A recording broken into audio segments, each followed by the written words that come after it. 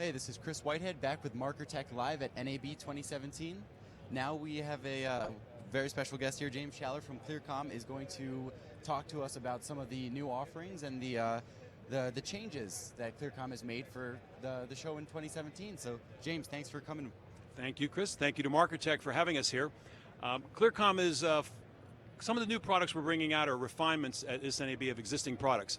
So first of all, I'd like to talk about LQ, which is an IP interface for intercom, and then we're going to talk a little bit about HelixNet, which is our digital party line. The LQ device, just to give you a little overview, is the type of markets it best serves are house of worship, cable access television, broadcasters, corporate, really anybody who has an existing intercom system that might want to either expand that intercom system either within their own physical plant or to remote locations. For instance, we have, just recently I had a particular corporate customer who had 3 remote areas. One was London, New York, and San Francisco, and while we all might not have those kind of exotic locations to connect together, their problem was they were having video conferencing town halls. Each one of those locations had projectionists who were trying to trigger different variety of media to play back during those town halls, and they were trying to connect over texting and cell phones, and the CEO was getting a little like, why am I spending all this money? And it still was kind of sloppy, and there's all these pauses, etc.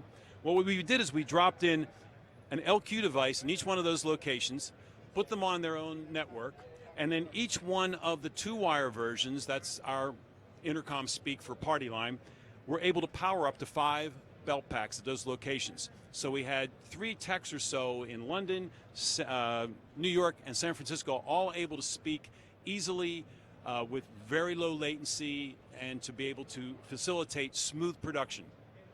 So we have a throwdown box version, which is we have right now here. You would simply put in the IP address. You can have DHCP mode or fixed IP addresses. They'll self-discover. And then on the back, I'm going to spin it around here just a little bit so you can see this is the 4-wire version. While we have 2 LAN ports, of course, on all the devices, all the throwdown boxes, this one has 4 wires, which would accept 4-wire sources. We also have the party line versions, which are the 3-pin XLRs, and they are the ones that have the party line power supply.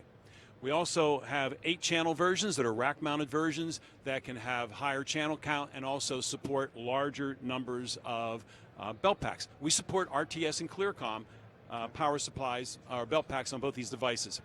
And finally, for the show, we've introduced a new version that has the ability to translate or transmit networked events. So let's say you had a relay closure, some event that needed to be transmitted along with your audio over your network. It could be maybe keying a radio, for instance.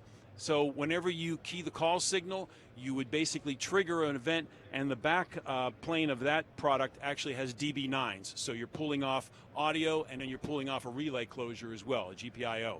And of course, in the software, which is a browser-based software, so it's very easy to use. There's no proprietary software to download off the site. You can easily just basically say, yes, I want to have that event follow the audio or not. So that's LQ, our IP interface.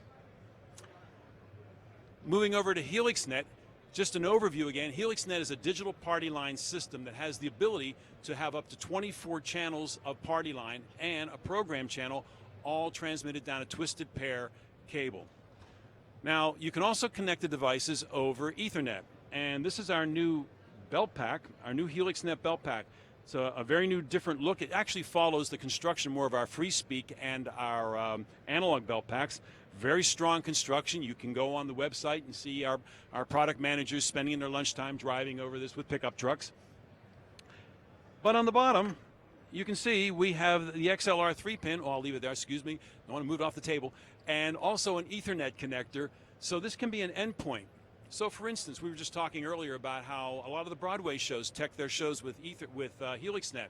One of the problems of a quick-moving dynamic environment is I have to have different people talking together quickly, and I don't have time to recable it.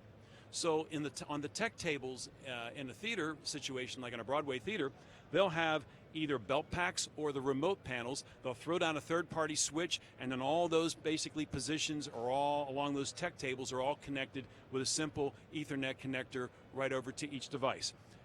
The beauty of this system is that changes are immediately and dynamically changed. So if you're a director and all of a sudden you need to have the electrics talking to a stage designer because they're trying to make a change, or carpentry, you can basically back at the operating position at the GUI, make those changes, and now that electrician can talk to the carpenter or to a stage designer, and it was done in far shorter time than it took me to tell you about that. Understood. So that's two of our new products from Clearcom. For those of you who may not, know a little bit about us, we've been doing this for about 40 years. We were born in rock and roll, although we've spread out to do many, many other things. We're located in Alameda, California, and San Diego. And with our new factories out there, 80% of the products are now made in the U.S., and that has helped us to bring a tremendous level of quality control to our products. I'd like to thank you for the opportunity here today. James, thanks so much for stopping by. Now, it really seems like IP is kind of the direction that everything in our industry is heading. I see that you started to talk about IP.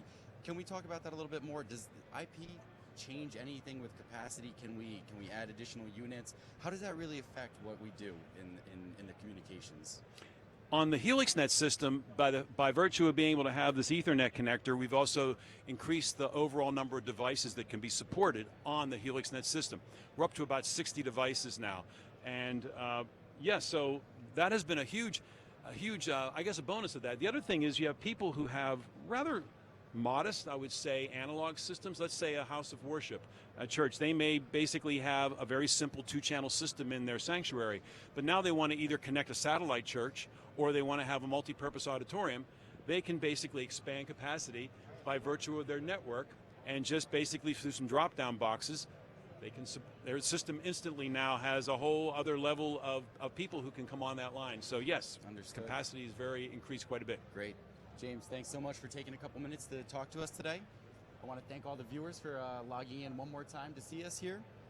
If you're at the show, stop by. We're at booth 5349, and we look forward to seeing you.